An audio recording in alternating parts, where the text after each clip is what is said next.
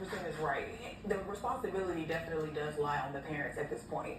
It is the way that they approach the situation that has turned the entire thing around. Now we're no longer focusing on the 18 and 40-year-old. We're focusing on the responsible parents who made this decision. And so now we can no longer even take a look at whether or not this is right or morally or ethical okay. We're looking at the decision that they made to shoot and set someone on fire. Is it the case of an overprotective parent or a parent who just loves their child to death and here's a grown man in their house? But you're exactly right. Loves their child to death.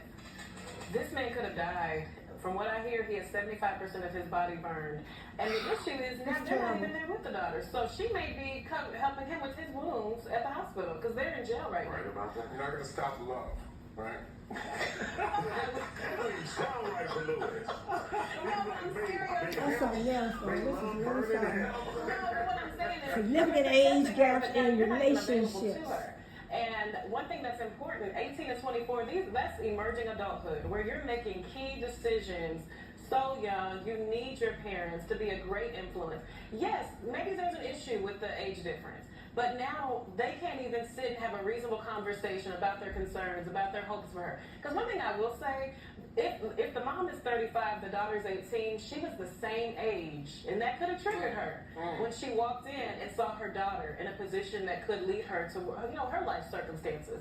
So I understand the larger context, and I think it's important that we focus on that. How can we really support parents? Because again, I'm sure that was overwhelming for her.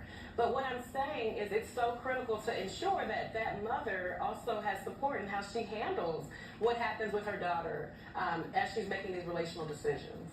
And of course, what we have always seen traditionally in America, many people have been accepting but critical of it, older men, younger women. What makes this different, Joe?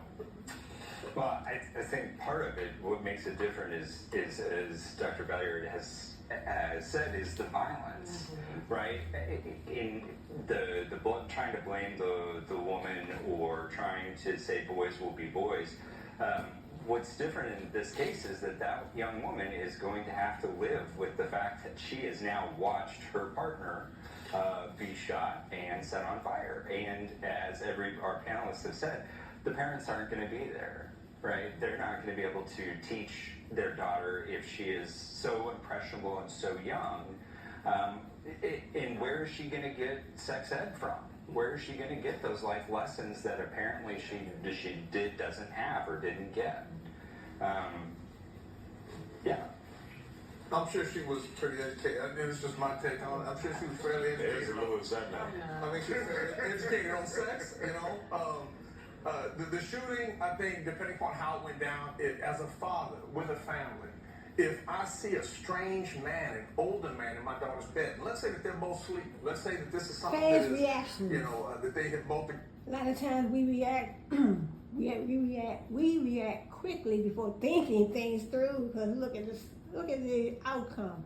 Now they are going to be locked up. Let's say the father did some harm to the guy, and the mom set him on fire, and now they are going to be away from the daughter. The daughter's just 18, so like they said, she may be helping him with his wounds. They say that he burned over 75% of his body. So this is. I mean, I just having to turn this channel on. And, heard this story. I said, this is really something else. So we get back to it. Agreed on that they're both in bed. I'm getting my pistol. That is exactly what I'm doing. A lot of times we don't think before we act. We think about our kids. I don't know if my daughter is dead. I don't know what's going on. Regardless of the case, I'm getting my pistol. Would you nudge her and see if she's... I love my kids, but I'm not going to do nothing stupid like that. And that's just as a protector, because I don't know who this guy is. I don't know. Obviously, if I see a window broken, it elevates. You have to talk about it. Communication. I mean, they didn't do no communicating. They saw the 40-year-old man in the house in the bed with the daughter, and they went off.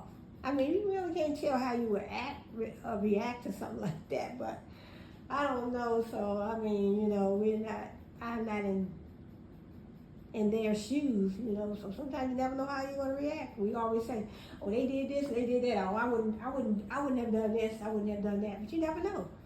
when you in those same shoes, you never know how you're gonna react, because sometimes we react before we think, and sometimes it just takes communication, you know.